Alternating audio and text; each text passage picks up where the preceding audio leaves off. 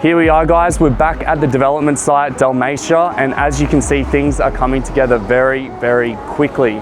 Today is just going to be another informational video where we're going to be answering some commonly asked questions, just so you can get some insight into the progress of the build, how things are going, my thoughts and opinions, and maybe some questions that have even surprised me along this development journey that I've been going through. So let's get into the first question. So probably the biggest blind spot that has been very surprising to me and I didn't really think about was having my interior designers go through the whole home and design the high spec, best quality products for every single room. Because what that has done is it's really thrown out the profit margin of the build, and I've actually had to pull back a lot of the design concepts that my interior designer put together, purely for the fact that I'm not going to get a good return for the money that I'm investing into the development. So for example, stone bench tops. There's many different types of stone bench tops, and I'm becoming a freaking professional on learning about stone bench tops, because I can fit out both homes for anywhere between $40,000 to about $100,000 of different types of stones. And so essentially my interior designers have spec'd the best quality stone, just purely for the fact that it looks the best. And so you've just got to navigate and work your way around those particular things. Like, I'm still getting extremely nice, good quality stone, but there's a limit to where people won't actually notice if that's, you know, deck door stone, and you know how thick it is, and you know the type of vein that's running through it. Some people just don't even think about that stuff. Same thing with other costs that have been in it, like with rollers and runners, like the type of metal that's in the joinery for the drawers and the cupboards. Like they're using very expensive like runners and metal in that, when again, no one's going to open up the cupboard door and be like, hot damn, is that like that brass, you know, special metal from this particular store? Like, no one cares. So that's been a massive blind spot. I've just been pulling it back on things where you're not actually going to actually notice where that extra money has been spent, and just using it more wisely to make the build more profitable. So there's not one single person that has solved all my issues and just been like, you have been the saving grace to this development, but there's been many, many really important professions. Without their help, and if they weren't professional and diligent and disciplined in what they do, this development would be screwed.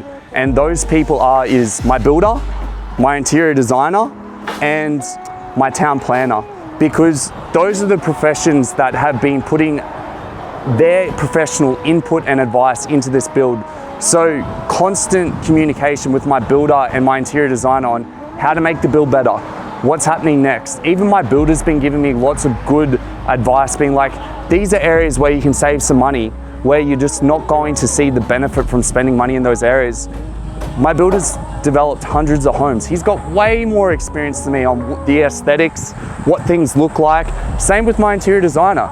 They've designed hundreds of homes. They are way more experienced than me in regards to cost saving, what looks good, what doesn't. And so if I had a shit builder and I had a shit interior designer and I had a shit town planner, I would, one, not have as profitable as a build, it wouldn't look as good, and I wouldn't have made so much money in regards to the profit on this build, just purely for the fact that their experience and knowledge is much greater than mine, and having their input and their genuine care for me wanting the best outcome has trumped anything that I could have thought about what I could have done on my own.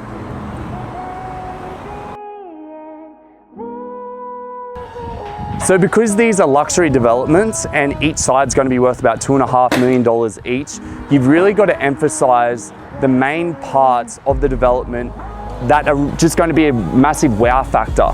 So things that you do notice, but it's not something that you're just going to consciously think of. So things like the front door. You're going to want to make sure that you have a very nice front door. Another one is the sign and what I've actually named the development site. Like, I put a lot of time and effort into making sure that it's a nice sign, because that's going to represent the whole development site. It's going to give it, it's going to be a nice feature. As you're walking into the house, having a wine cellar, as you directly walk in, it's just going to give a nice vibe, a nice atmosphere. It's going to make the house, it's just going to fit the vibe of the development. And then as you're walking in, having a fireplace, like an electric fireplace, again, it's another very cheap cost that it's going to give a really nice vibe and atmosphere to the house.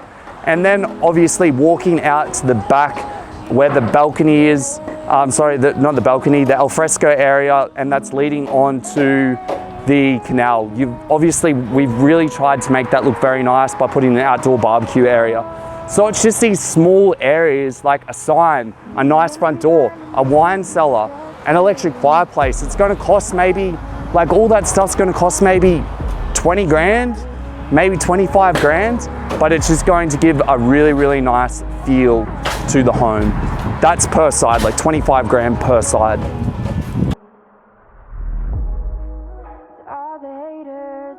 So there's going to be about $1 million of profit that I've generated through doing this development, and because I'm not selling it, I'm not going to be paying things like GST and capital gains tax, which would cost around about $500,000 plus. So with that $1 million, I'm literally just going to roll it on to another development. I'm going to be looking at doing something bigger, and the reason for that is because when I'm taking out the equity from this build, I'm not going to be paying tax on it. And because it's going to be an Airbnb development site that's going to have a much higher profit margin in regards to the rental yield, that's going to cover the extra loan repayments. So it's worked out really, really perfect. So that's what's going to be happening after this.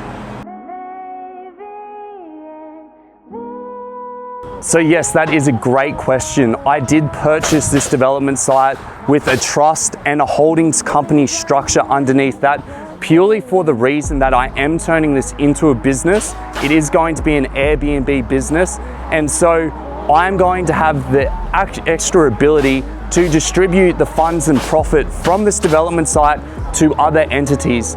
Now, there's positives and negatives from doing something like that. I'm not going to be making this place my principal place of residence, so I'm not going to get the exemption from that. But the benefits that I will be getting is, because it's going to be a very profitable business, I'm going to be able to distribute those funds elsewhere. And on top of this as well, it also gives me a lot of safety, because it's not under my personal name. This is a separate business and a separate trust. So if anything was to happen to me personally, it would not be impossible, but it would be a lot harder to reclaim any financial loss I had personally from this. So it just adds an extra layer of financial safety.